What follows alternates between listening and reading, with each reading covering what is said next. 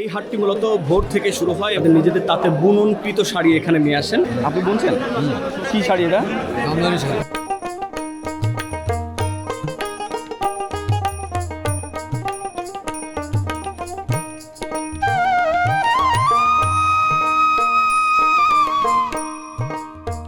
এই শাড়িটা বুনতে কতদিন লাগবে? এক সপ্তাহ। যত দামি হইব তত সময় বেশি লাগবে, মানে 2 মাস 3 মাস। ফুলটা কিভাবে আপনারা বুঝতে পারেন যে এইভাবে দিলে হয়? এই মার দিলে কি হয়? শাড়ি শক্ত হয়। বাটটারে বাটতে হবে, বাইটা এটা সুতি কাপড় দেওয়া খুব মিক্ষিনভাবে চালতে হবে। নতুন করে নতুন শাড়ির যে ভাঁজটা থাকে সেই ভাঁজটা দিয়ে এভাবেই প্যাকেট করা হবে। এরপরে এটা কিন্তু বিক্রির জন্য প্রস্তুত করা হবে।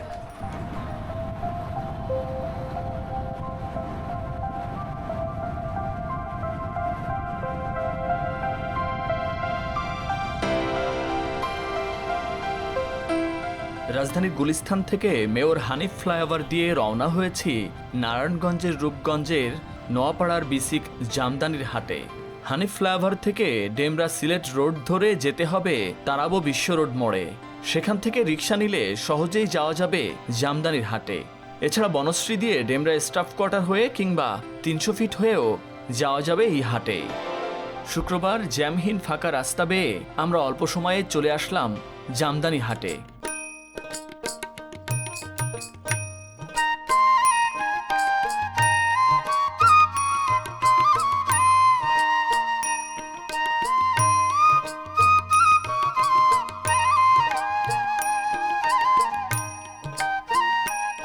নারায়ণগঞ্জের রূপগঞ্জ উপজেলার নোয়াপাড়ায় অবস্থিত বিসিক জামদানি পল্লীর ঐতিহ্যবাহী এই হাটে দেশের বিভিন্ন জেলা থেকে আসেন পাইকার, ব্যবসায়ী ও সাধারণ ক্রেতারা।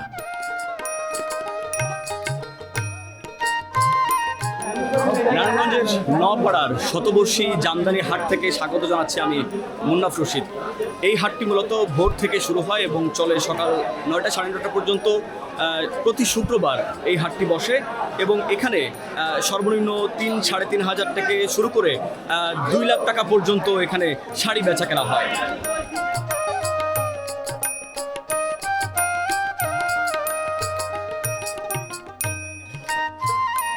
এই হাটের একটি ঐতিহ্য হচ্ছে তাঁতি রয়েছেন যারা, তারা নিজেরা তাদের নিজেদের তাতে বুননকৃত শাড়ি এখানে নিয়ে আসেন এবং তারা এখানে সবথেকে বড় একটি ব্যতিক্রম বিষয় হচ্ছে অন্য হাটগুলো যেমন ক্রেতারা ঘুরে ঘুরে কিনে থাকেন, বিক্রেতারা বসে থাকেন দোকানে। এই হাটটিতে ব্যতিক্রমী হচ্ছে বিক্রেতারা ঘুরে ঘুরে বিক্রি করেন, ক্রেতারা বসে বসে কেনেন।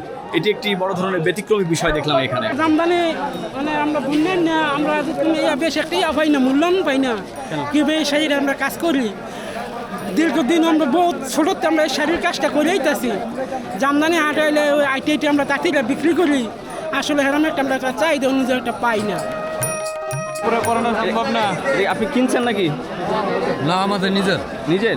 আপনি বুনছেন কি শাড়ি এটা? জামদানি শাড়ি।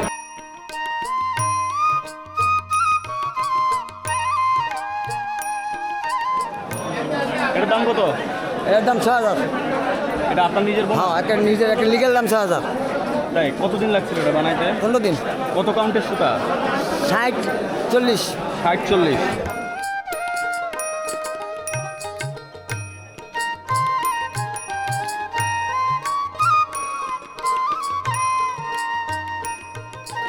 এটা কি শাড়ি?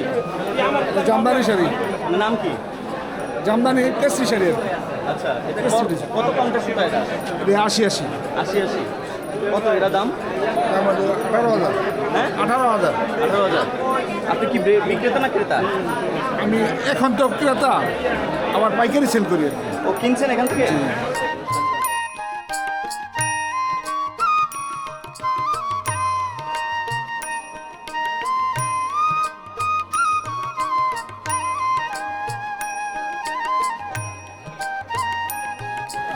এই হাটে 3 বোন এসেছেন শাড়ি কিনতে ঢাকা থেকে। আমরা তাদের সঙ্গে একটু কথা বলবো। আপনারা কি কি শাড়ি কিনলেন? এই যে আমাদের শাড়ি কেনা হয়েছে এখন পর্যন্ত 5টা। কয়টা কিনবেন? কেনার ইচ্ছা আছে 10টা, আরো 10টা কিনবেন? হ্যাঁ। কোনো প্রোগ্রামের জন্য নাকি? না, কোনো নিজেদের জন্য, মানে একই সঙ্গে আমার বোন বাইরে যাচ্ছে তো ইটালি যাবে, ইটালি নিয়ে যাবে। ও আচ্ছা আচ্ছা।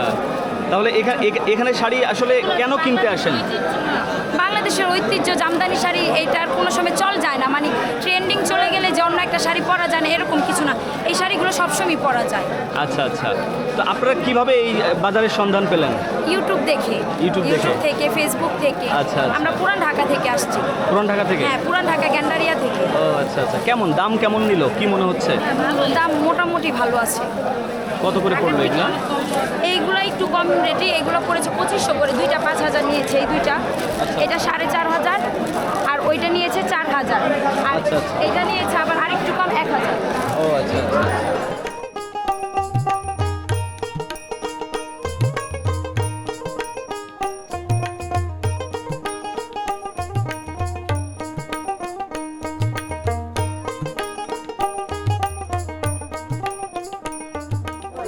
ভাই কটা শাড়ি কিনলেন?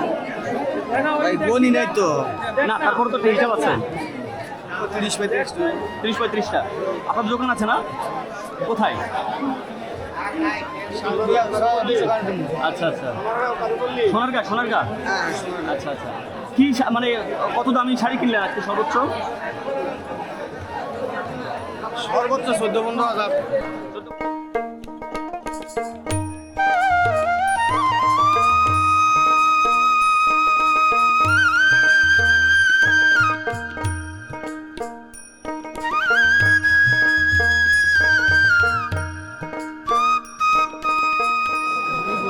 আপনি কি বিক্রি করলেন? জি, কয়টা শাড়ি বিক্রি করলেন? দুইটা। কত? 8,000। 8,000। না এমনি ঠিক আছে দাম? হ্যাঁ।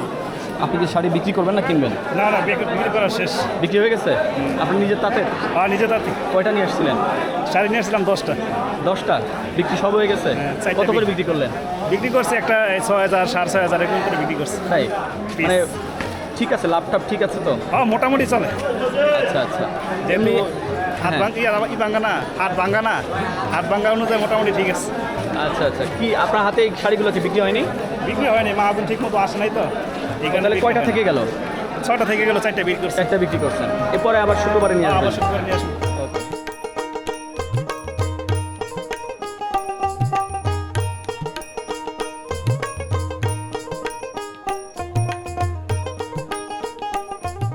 কয়টা শাড়ি কিনতে আসছেন? আমার এখন পছন্দ যে কয়টা হবে সেই কয়টা। আচ্ছা আচ্ছা, দামে কেমন মনে হচ্ছে? মোটামুটি রিজনেবল আছে, একেবারে খুব বেশি না। সামনে সামনে পূজাকে উপলক্ষে কিনতে হ্যাঁ, পুজো উপলক্ষে হোক বা যে কোনো অনুষ্ঠান উপলক্ষে হোক সে করবে। এখানে আগেও কিনেছেন? হ্যাঁ, আগে কিনে আমি আজকে ফার্স্ট আসছে। তাই হ্যাঁ, কিভাবে সন্ধান পেলেন? আমরা ইউটিউবে দেখছিলাম। ও আচ্ছা আচ্ছা।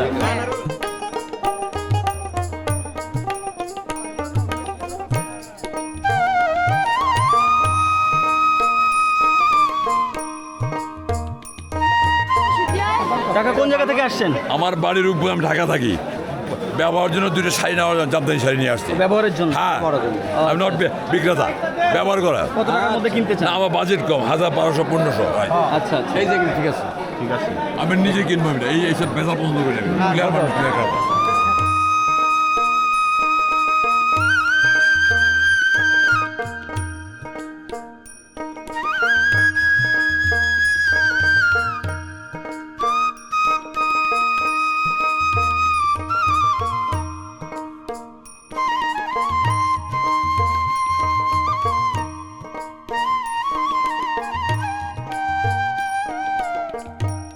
কতগুলো শাড়ি বিক্রি করলেন? টাকা আজকে বেশি বেচা কিনে হয় না, 7 পিস শাড়ি বিক্রি করছি মাত্র? মাত্র। কত টাকা করে? 1800 টাকা করে। তো এটা কি আপনার পর্দা হয়েছে? এটা অল্প লাভ হয়েছে, অল্প লাভ। কয়টা শাড়ি নিয়ে আসছিলেন? শাড়ি নিয়ে আসি 48টা। এই জামদানি পল্লীর এক পাশে ঠিক এভাবে দেখছি যে জামদানি শাড়ি তৈরির কাজে যেসব জিনিসপত্রের প্রয়োজন হয়, যেসব যন্ত্রপাতির প্রয়োজন হয়, চরকি চরকা থেকে শুরু করে ববিন বা অন্যান্য যেসব জিনিসপত্র রয়েছে সেগুলো কিন্তু এখানে বিক্রি করছেন এই যে এইগুলোকে কি বলে যেন বলছিলেন? কান্ডুল বলে কান্ডুল। নকশা করার জন্য। কান্ডুল শাড়ি নকশা করার জন্য যে বিষয়গুলো রয়েছে, এই যে এখানে এগুলো বিক্রি হচ্ছে, এগুলো কত করে বলছিলেন? 200 টাকা পিস, ওখান থেকে 160 টাকা। এটা 160 টাকা পিস। এগুলো কিন্তু সবই যে মহিষের শিং আছে, সেই মহিষের শিং থেকে তৈরি হয়, অর্থাৎ প্লাস্টিকের যে মেন উৎস, সেই উৎস থেকেই এগুলো হয়। প্লাস্টিকের মেন উৎস যে বলা হয় যে হাড়, তারপরে যে শিং, এগুলো থেকেই মূলত প্লাস্টিকের সূত্রপাত হয় সেই আদিম যুগে। সেইগুলো দিয়েই কিন্তু এগুলো তৈরি হয়। অর্থাৎ এই যে ঐতিহ্যবাহী শতবর্ষী যে শাড়ির একটা ঐতিহ্য রয়েছে, সেগুলোতেও যে অনেক প্রাচীন জিনিসপত্রের ব্যবহার হয়, সেগুলো এখানে দেখছি। এগুলোকে কি বলছিলেন? সানা। এগুলো সানা, ওই যে পায়ের শাড়ির যে পায়ের যে সুতাগুলো এক জায়গায় করে যে বুনন কার্য করা হয়, সেটার কাজে ব্যবহার হয়। এখানে চরকি রয়েছে, এই চরকিগুলো এটার মধ্যে সুতা থাকে না? জি, না এটা দিয়ে সুতা বড়টারে ছোট করা হয়। আরেকটা আছে নাডার ভিতরে আপনার সুতা পারি করতে হবে, পারি করে পরে এটা দেবো, এটা তেনে পরে মোড় হচ্ছে। বুঝছি।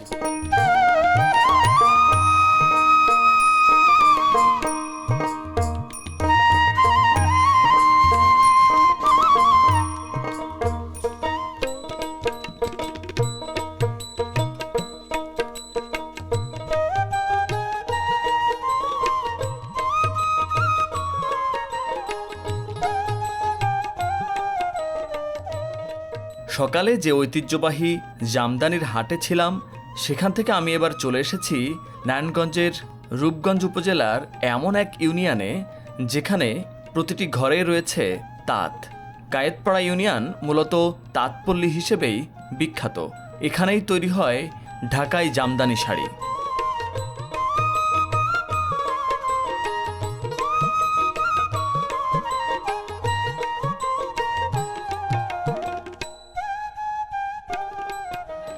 আজকে আমরা এসেছি নারায়ণগঞ্জের রূপগঞ্জের কায়েতপাড়া ইউনিয়নে। এখানে মূলত যে জিআই স্বীকৃত পণ্য জামদানি শাড়ি সেটি তৈরি হয় এবং এখানে বেশ কয়েকটি তাঁত রয়েছে এবং তাঁতিরা কিন্তু নিজ হাতে এই শুধু যে জিআই পণ্য স্বীকৃত পেয়েছে সেটিই নয়, ইউনেস্কো স্বীকৃত যে ঐতিহ্যবাহী পণ্য এই জামদানি শাড়ি, সেটি তৈরি কিভাবে হয় এবং তাঁতিরা আসলে কতদিনে একটি শাড়ি বুনতে পারেন, কী পরিমাণ পারিশ্রমিক পান, বিস্তারিত আপনাদের জানাবো। চলুন।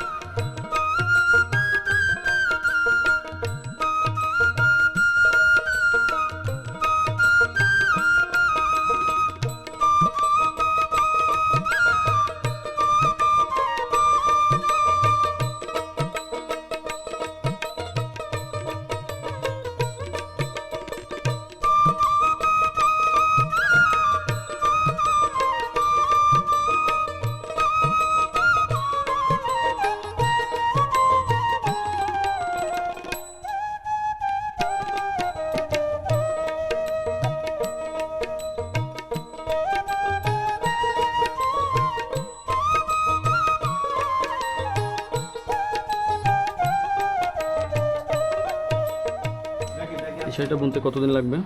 1 সপ্তাহ। কি ডিজাইন হচ্ছে? কি বুন্দি বলে? হ্যাঁ, বুন্দি। বুন্দি। বুন্দি ডিজাইন। এটা বলে বুন্দি। কয় ঘন্টা কাজ করতে হয় এক সপ্তাহে উঠাতে গেলে? মানে সকাল 6টা থেকে রাতের 10টা। রাত 10টা পর্যন্ত করা লাগবে। জি। তাহলে 7 দিনে উঠবে। তাহলে 7 দিনে এটা উঠবো। এরপরে এটা কেমন দামে বিক্রি হবে? আনুমানিক কত? 18,000। 18,000। আচ্ছা। সর্বোচ্চ কত দামি শাড়ি আপনি তৈরি করেছেন? তো 50-52। 50-52 টাকা? জি, যেটা করছি ওইটা আর কি। আচ্ছা। পূর্ব আছে কাজ করে। তো সেটা বুনতে কতদিন সময় লাগে? যত দামি হইব তত সময় বেশি লাগবে। মানে 2 মাস 3 মাস নিখুঁতভাবে কাজ করতে হয়। তা আপনাদের এটাতে মজুরি কেমন? এর মজুরি সীমিত আমগো। সীমিত? আল্লাহ চালা কোনো মতন চলতেছে আর কি, ডেলিভার খেয়ে। মজা তো আমার আর মনে করেন বড় ব্যবসায়ীদের মারে, আমরা তাঁতিরা তো আর সেই মজা পাই না।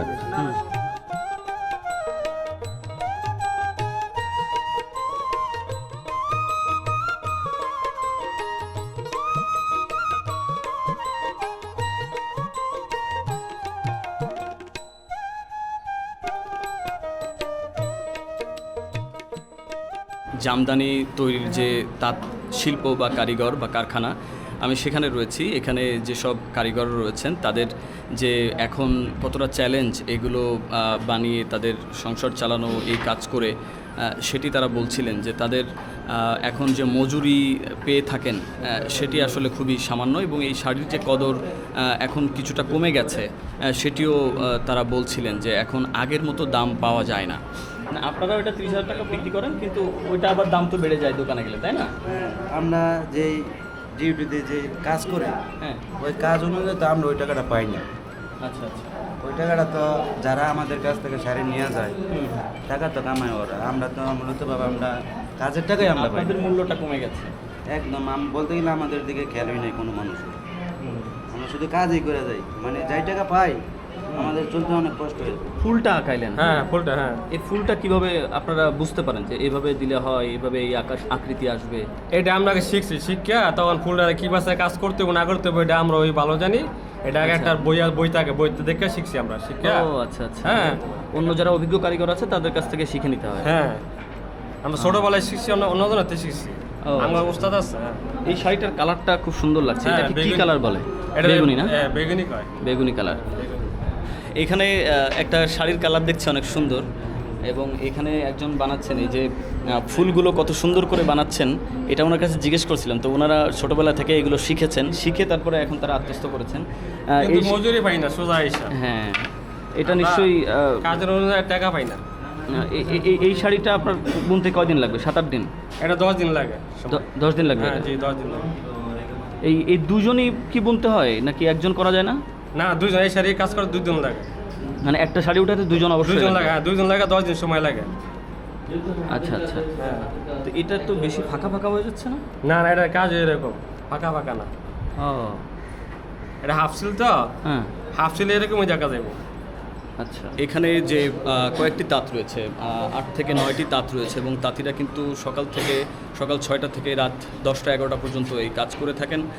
তবে তাদের যে একটু আকুতি রয়েছে সেটি হচ্ছে যে তাদের যে মজুরি সেটি কমে গেছে, এবং সরকার তাদের দিকে সুদৃষ্টি দিচ্ছেন না, এমন অভিযোগ কিন্তু বা আকুতি তাদের রয়েছে। সুতরাং এই শিল্পটাকে, এই যে জিআই পণ্য হিসেবে স্বীকৃত এই পণ্যটাকে যদি দীর্ঘদিন বা শত শত বছর ধরে টিকিয়ে রাখতে হয়, সেক্ষেত্রে নিশ্চয়ই তাদের দিকে সুনজর দেওয়া প্রয়োজন, তেমনটি এই কারিগররা কিন্তু বলছেন।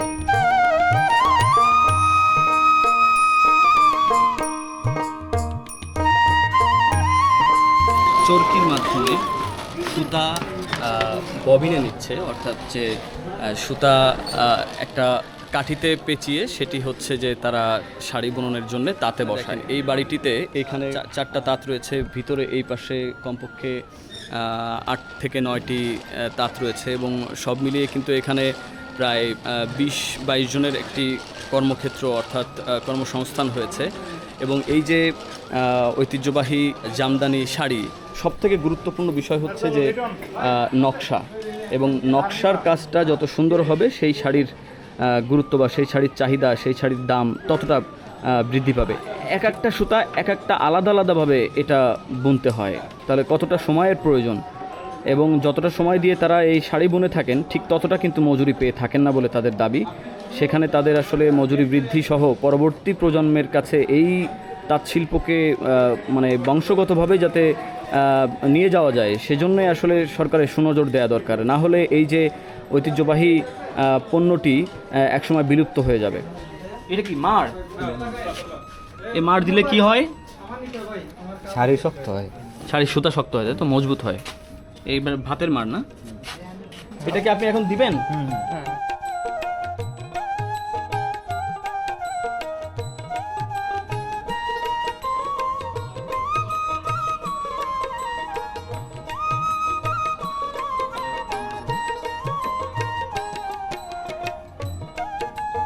এটা কি প্রত্যেকটা পাটে পাটে এরকম করে দিতে হয় না?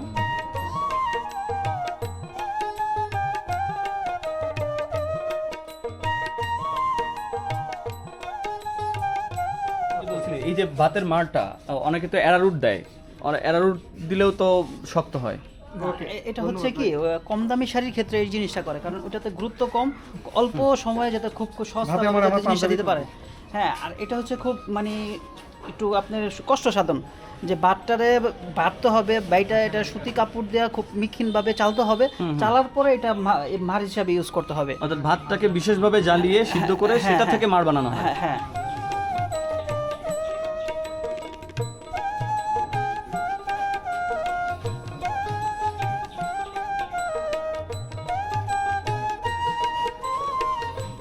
ভাতের মাড় আমরা ছোটবেলায় যে পাঞ্জাবিতে ব্যবহার করতাম, এখানে কিন্তু সেই প্রসেস না, ঠিক এই ভাতের মাড়টা বিশেষভাবে বানানো হয় ভাত চাল দিয়ে সিদ্ধ করে, এবং সেটা কিন্তু এভাবেই এই যে জামদানি শাড়ি যে জিআই পণ্য, সুতাকে শক্ত বা মজবুত করার জন্যে কারিগররা এভাবে দিয়ে থাকেন।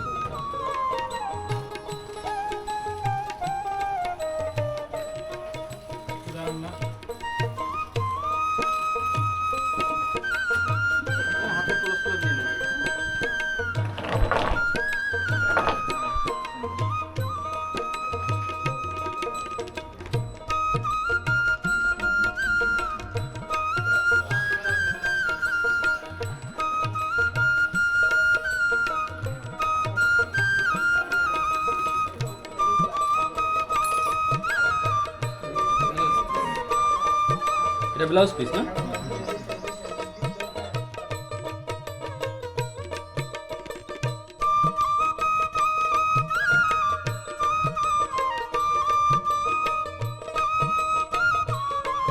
এই যে নারায়ণগঞ্জের রূপগঞ্জের আরেকটি তাঁতপল্লীতে এসেছি। এখানে এসে দেখি যে একটা শাড়ি বুনন কাজ শেষ হয়ে গেছে এবং সেটি তাঁত থেকে উঠিয়ে এভাবেই ভাঁজ করা হচ্ছে। এবং প্রথমে এটি কিন্তু মাপ দেওয়া হয়েছে যে এটি 12 হাত আছে কিনা। বাজারে ওঠানোর জন্য যেভাবে মাপ দিতে হয় সেই মাপটা দিয়ে এখন কিন্তু সেই ভাঁজ, অর্থাৎ নতুন করে নতুন শাড়ি যে ভাঁজটা থাকে সেই ভাঁজটা দিয়ে এভাবেই প্যাকেট করা হবে। এরপরে এটা কিন্তু বিক্রির জন্য প্রস্তুত করা হবে।